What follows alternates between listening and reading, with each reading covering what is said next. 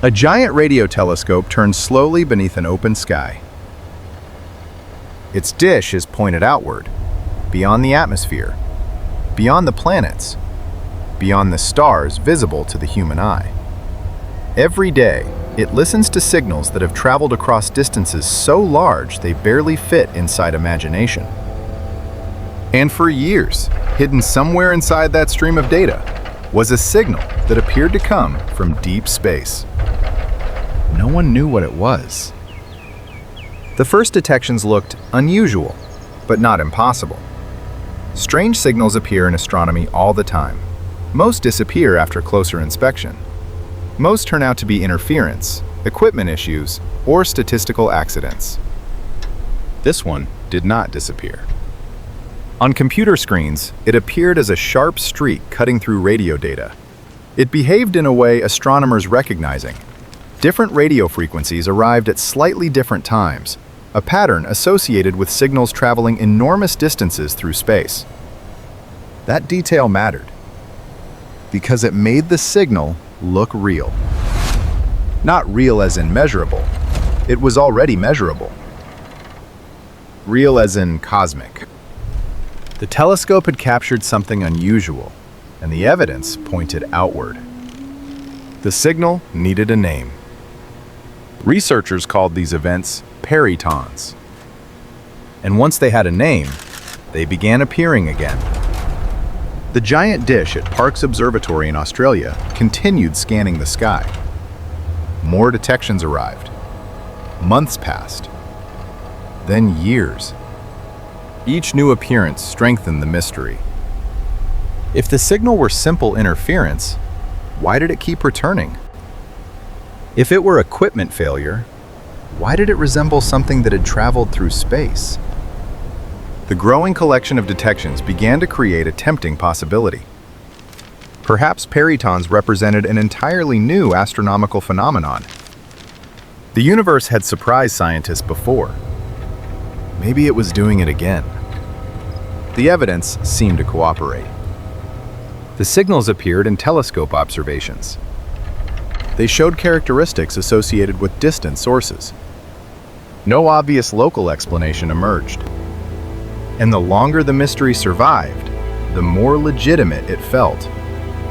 A strange transformation began taking place. Persistence itself became evidence. The mystery had lasted too long to dismiss casually. Years accumulated. Signal plots accumulated. Confidence accumulated. But one thing did not. An explanation. The telescope continued working. The signals continued appearing. Yet nobody could point to an object, a location, or a process responsible for them. That absence slowly changed the character of the mystery. At first, the lack of an answer suggested discovery. Later, it suggested something else. Imagine a detective searching an entire city for a suspect who never leaves a trace. After enough time, the mystery stops feeling exciting. It starts feeling uncomfortable. Because if the explanation is correct, certain things should eventually make sense. And in the case of Perytons, some things never did. The signals kept arriving. But they were not behaving like a population of distant cosmic events should. Small details began accumulating around the edges of the story. Patterns. Timing. Correlations. Nothing dramatic at first. Just observations that refused to fit neatly inside the accepted interpretation. The telescope dish still pointed toward the universe. The signal still looked space-like.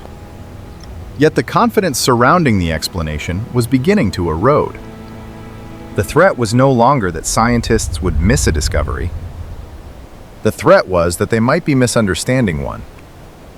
Around this same period, astronomers were beginning to detect genuine fast radio bursts, brief, powerful signals arriving from deep space.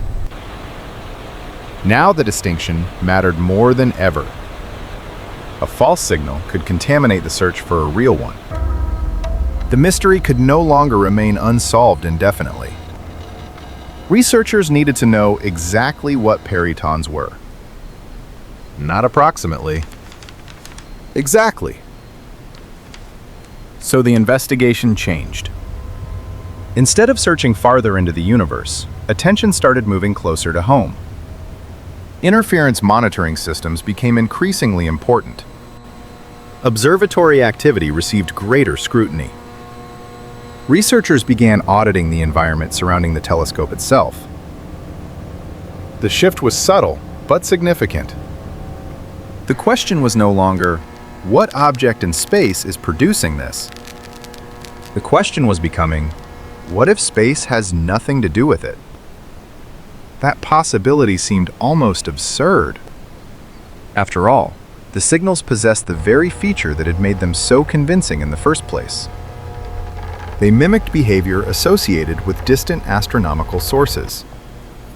The strongest evidence supporting the cosmic explanation was also helping conceal the local one. The contradiction sat in plain sight, unnoticed. Then reality finally provided something the mystery could not survive: reproducibility. The breakthrough did not arrive from a distant galaxy. It arrived from inside the observatory. Researchers noticed correlations between the mysterious signals and local radio interference monitors. Two worlds that were supposed to be separate were suddenly appearing together. The telescope data lit up. The interference monitors lit up. The events overlapped. Now the investigation had a direction. The search narrowed rapidly. Not across continents. Not across the sky. Across hallways. Inside the observatory was a staff kitchen. Inside the kitchen was a microwave oven. And inside that microwave was the answer to a mystery that had survived for nearly 2 decades. The critical detail was surprisingly ordinary. Someone would heat food. Before the cooking cycle finished, they would open the microwave door. A routine act. A moment of impatience. Something people do every day without thinking. When the door opened prematurely, the microwave could emit a brief burst of radio energy. Under specific circumstances, that burst could be detected by the telescope. And when it appeared in the data, it looked astonishingly convincing. Researchers tested the idea. The result was devastating for the cosmic explanation. The signal could be recreated on demand. A microwave door opening before the timer reached 0 could generate the same mysterious event that astronomers had spent years trying to explain. The moment reproducibility entered the story, everything changed. The signal itself had never been imaginary. The data had never been fabricated. The telescope had never malfunctioned. The mystery was real. The interpretation was wrong. Suddenly, the entire history of Perytons had to be viewed from a different angle. Those years of detections no longer represented evidence for a hidden astrophysical phenomenon. They represented evidence for a hidden assumption. The investigators had searched the universe while the source sat only a short walk away. Billions of light years had always been competing with a microwave in a break room.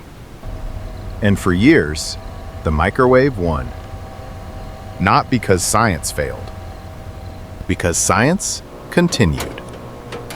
The story is often remembered because the ending sounds ridiculous. A world-class observatory fooled by lunch. But that is not really what happened. What happened is far more interesting. A signal appeared. Scientists treated it seriously. They tested explanations.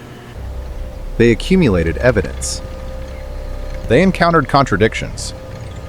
And when reality stopped supporting the favored interpretation, they abandoned it. In the end, the giant radio telescope remained exactly what it had always been: A tool for observing reality, not confirming assumptions. The dish still faced the universe. The signal still existed in the records. But now, somewhere down the hallway, the image that changed everything sat quietly on a countertop. A microwave door opening a few seconds too early. The same ordinary action that once looked like a message from deep space had become proof of something far more valuable. The strength of science is not discovering extraordinary answers. It is eliminating the wrong ones.